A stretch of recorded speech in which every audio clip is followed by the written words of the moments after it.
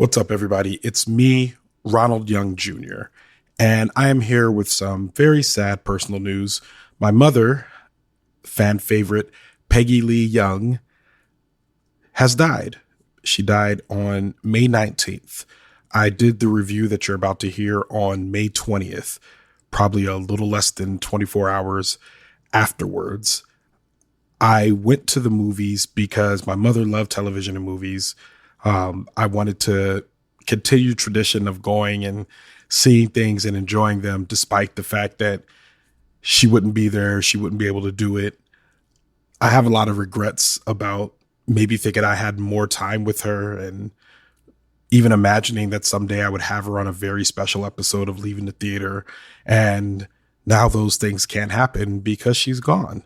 And I feel very sad, and I'm working through those feelings right now. So forgive me if the last 3 episode introductions have not been what you're typically used to, which is a little bit of me staying on the point and kind of being super professional. But I don't feel professional right now. I feel very sad. I miss my mom. So with all of that being said, if I disappear in the coming weeks, it's because I'm just taking a break. I do this show every week. I'm producing it by myself. There's a lot that goes into it, and I might need to take a break. There's no guarantee that I will, but if I do disappear, just know that the show is not ending. It's just me taking a step back, regrouping before we put out another new episode. But I'm pleased to have this new episode for you this week. Please continue to support the show, support the Patreon, like and subscribe, tell your friends about it. But in the meantime, settle in and listen to this week's episode where we're covering Furiosa, a Mad Max Saga. I'm Ronald Young Jr., and I'm leaving the theater.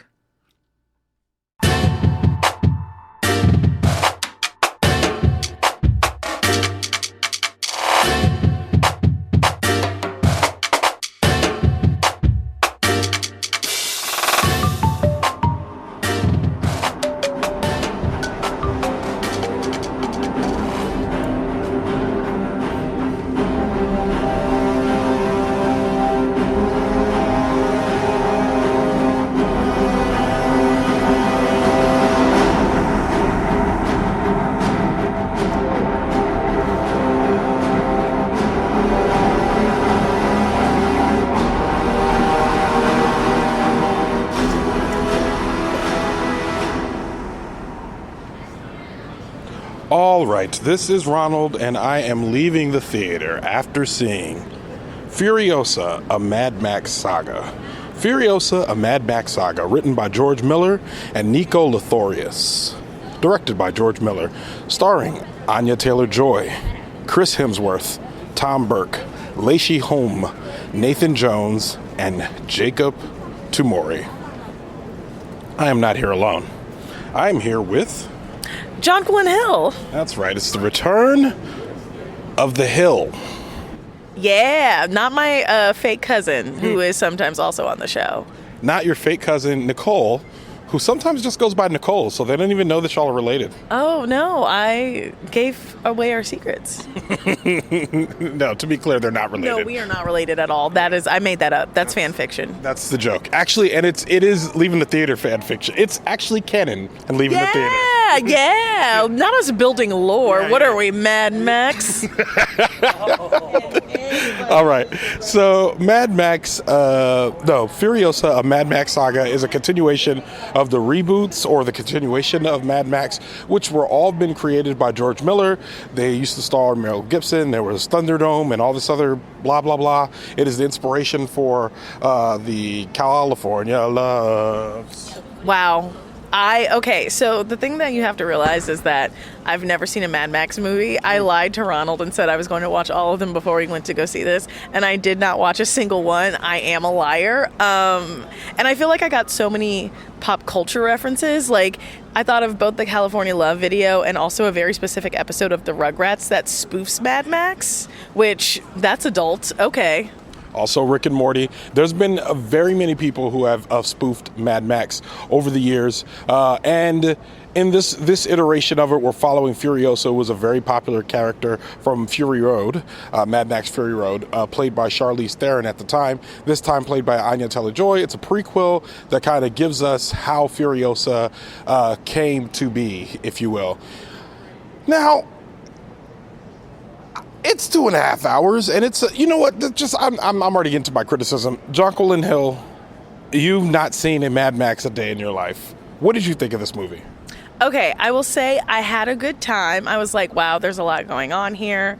I will say, and maybe this is just existing as a woman in the world, but I was just like, ooh, being a girl in this environment does not seem good. And I was waiting for a very specific type of bad thing to happen, and it did not happen. So that gets a lot of points. Evidence of it happened. Yeah, I mean, it's very obvious that in this world, this is a thing that is taking place. But, like, we weren't confronted with it with our main character too much. And for that, I am grateful. And yeah, overall, I was like, ooh, there's a lot in this world to chew on. It was very cartoony. It was very, Chris Hemsworth very much chewed the scenery. Like, it felt like he was auditioning. It was very much, it reminded me of, Thor. It did, but it reminded me of like all the parts of Thor that I liked the least. Okay, because I'm like, what's that one he did with, Rita Ora's husband? Oh no, he did two of them with Rita Ora's husband. So he did Thor. Also, it's crazy that I'm referring to him as Rita Ora's husband, but no, I think that's fair. Like in a world where it would happen to women all the time, why can't it happen to Taika Waititi? Mm-hmm. Yes, and he did Thor: Love and Thunder, which was the one no one liked, and Thor: Ragnarok, which is one that everyone loved. Yeah, it was. There were Ragnarok reminiscent things. I liked sort of like the jumpiness. It was very cartoony at moments, the way the action was done. However, my number one thing, and this really brought it down, I don't know, Ronald, it might be your influence. I'm now a fan of a tight 90. It's because we saw Joyride and it was a tight 90 and it did everything we wanted and we left happy, and we know that it could happen, and this, come on. Yeah, it was long. And there are like very long films that don't feel long. Like I think of Oppenheimer, I think of the Dune films. I mean, Dune can start to feel long, but like not as they hit that note a little too long sometimes, and it's like, yeah, y'all can rap, like take 10 minutes off. Yeah, it's like we don't have to do this. Yeah. And so overall, I liked it. I'm like, maybe we could have shaved more from her younger years. Like, I don't know. I was just like, it's a titch too long. It's starting to feel long. I felt every minute of the 2.5 hours, and there's parts towards the very end where I'm like, oh, this dialogue. First of all, this movie has been tough to follow from the very beginning. I don't know why we're fighting, whom we're fighting. It's just roving gangs just fighting each other, which also doesn't really matter because they only exist to get Furiosa where she needs to go. Then it's a revenge thriller, but we've seen way better revenge thrillers, and this was just, I'm like, do you really need revenge like that much? I don't really care. Like, I mean, the fact that like she is going after someone who killed, and that's the thing. I am a person suffering the loss of his mother, and I literally feel nothing for this person suffering the loss of their mother. So I'm like, once again, I'm like, I should be able to empathize at and now's the time to empathize. Yeah, it's now, and I don't. I should be fresh off the empathy train watching this, and I'm just like, lady, can you just go back? Like, what? This seems like a lot for you to get vengeance on this guy who's like, I mean, he's kind of annoying, but like mostly innocuous. I don't know.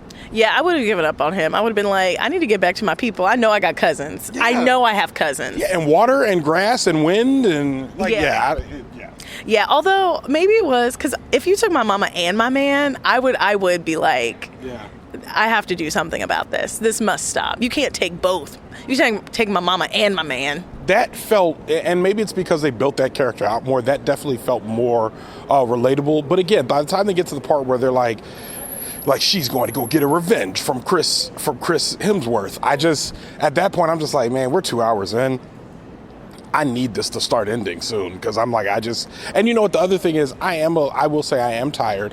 I have gone through some trauma, and it feels like, I'm sure that has something to do with it, but I didn't feel like I was having. There was one set piece scene when they're driving down the road fighting each other, and there's like people in parachutes and all that stuff. Where I'm like, okay, I'm enjoying this.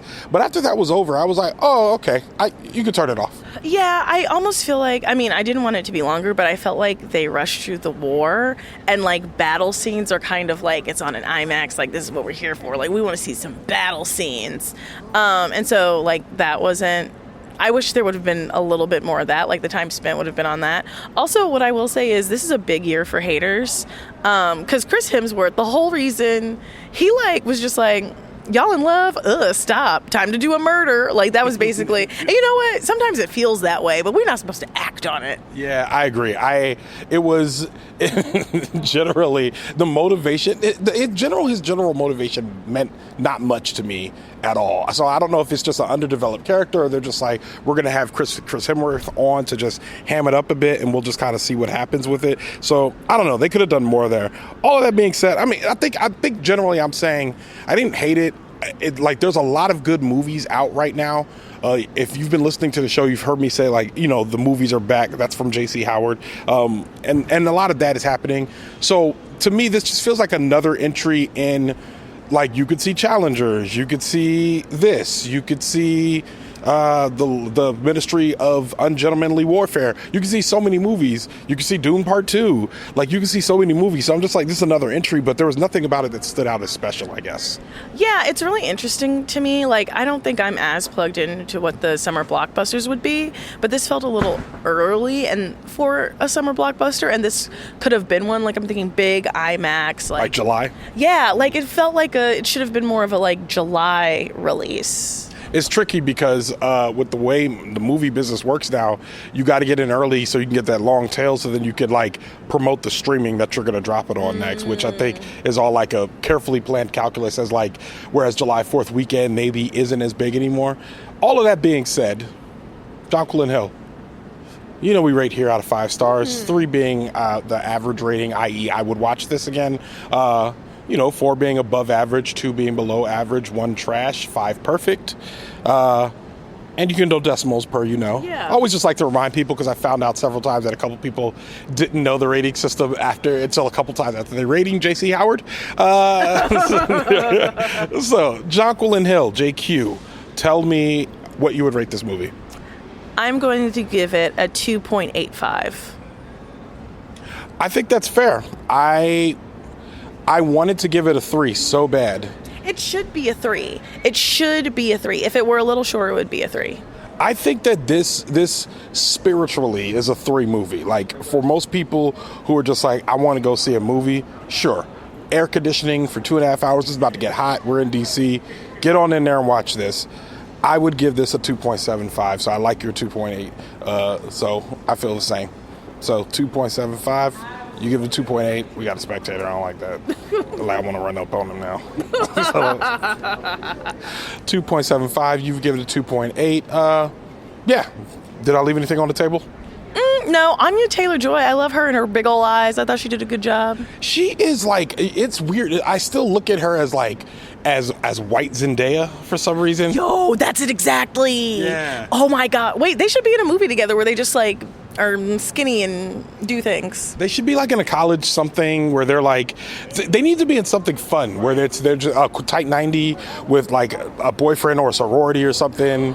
Ooh, they should do a stoner comedy. I would watch that. I would 100% watch that. I would watch that. Yes. Make it happen, Seth Rogen, Seth Meyers, Seth Green. If your name is Seth, call those women up right now and make a stoner film. And with that, Leaving the Theater is a production of Oh It's Big Ron Studios. I mixed this episode, and once again, y'all probably hear I'm worn out, I'm tired, and it takes a lot to produce this every single week. If you're listening, you're like, this could be produced a little better, or this could be cut a little better, you should become a Patreon supporter. That's patreon.com/Leaving the Theater, or go to the link in our show notes. Every dime you give us helps us to continue to make the show every week. So if you like the show, plug in, and become a Patreon supporter. Show art from Heather Wilder. Theme music by the mysterious Breakmaster Cylinder. For more information about Furiosa, a Mad Max Saga, or Jonquilyn Hill, check out our show notes. You can follow me on Twitter, Instagram, TikTok, or Threads at OHitsBigRon. That's at OHITSBIGRON. You can find out more about this show and other It's Big Ron Studio shows by following us on Instagram at It's Big Ron Studios and on Twitter at It's Big Ron Stu. That's STEW. Leaving the theater will be back soon. Thanks for listening, and thanks for being on the show. Yeah, and give Ronald some love. Thank you.